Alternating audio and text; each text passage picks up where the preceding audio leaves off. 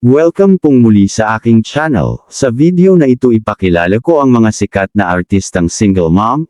Bago ko ipagpatuloy ay maaari ka bang mag-subscribe at click notification bell, para laging updated sa mga bagong video. Halina't ating panoorin kung sino-sino nga ba ang mga artistang single mom. Ang inyong hindi pag-skip ng patalastas ay buong puso kong pinagpasalamat.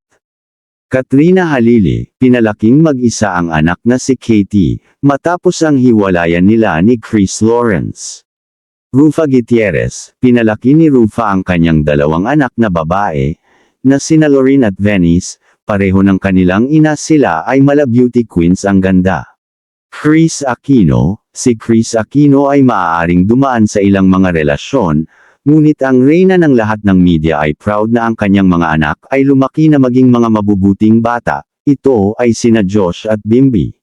Jean Garcia, si Jean Garcia ay pinalaki niya ang kanyang mga anak na sina Jenica at Kutaro na walang sustento o suporta galing sa ama ng mga bata. Jody Santa Maria, pinalaki ni Jody ang kanyang anak na si 30 na mabait at ngayon ay binata na. Si 30 ang kasama lagi ni Jody sa mga travel at ibang activities. Candy Pangilinan, si Candy Pangilinan ay may isang anak na lalaki na may karamdaman na tinatawag na autism o ADHD, bagamat hindi ito hadlang sa kanya para maitaguyod niya mag-isa si 30. Denise Laurel, tinaguyod mag-isa ang kanyang anak na lalaki na si Alejandro. Simula nang ipinanganak niya ito noong taong 2011.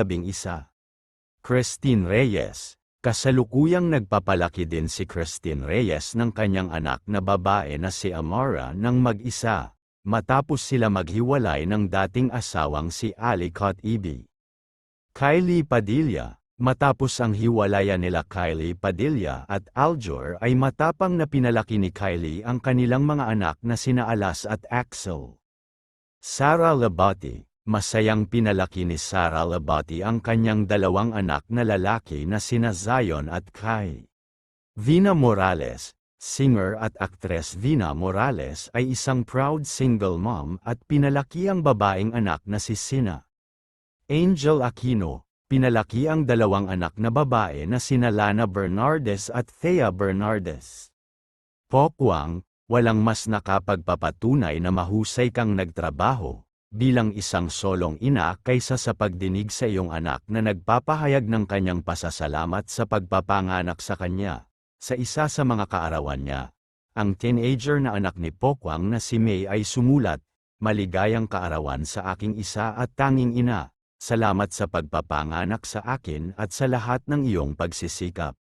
Sunshine Cruz, pagdating sa pagpalaki ni Sunshine sa kanyang mga anak na babae na sina Angelina, Cheska, at Sam ay hindi siya sobrang higpit into, sabi pa ni Shine sa isang interview na tinuring niyang barkada ang mga anak into. Shara Soto, dating karelasyon ni Shara ang negosyanteng si Jojo O'Connor, may anak silang si Crixes. Hindi kailanman nagpapakita ng pagkabalisa ang aktres kapag nasa labas siya kasama ang kanyang anak. Aiko Melendez, ang ina ng dalawang anak ay kamakailan lamang ay nag-40 anyos at masaya na namang nagde-date ulit, ngunit ang kanyang pagtuon ay nananatili sa kanyang dalawang anak si Andre at si Marthina. Valerie Concepcion, hindi madali maging isang ina sa edad na 16. Pero hindi kailanman pinayagan ng aktres na hadlangan siya nito. Siya ay may ipinagmamalaking pinalaki ang kanyang 11 taong gulang na anak na si Fiona ng mag-isa at patuloy na maging isang dedikadong ina.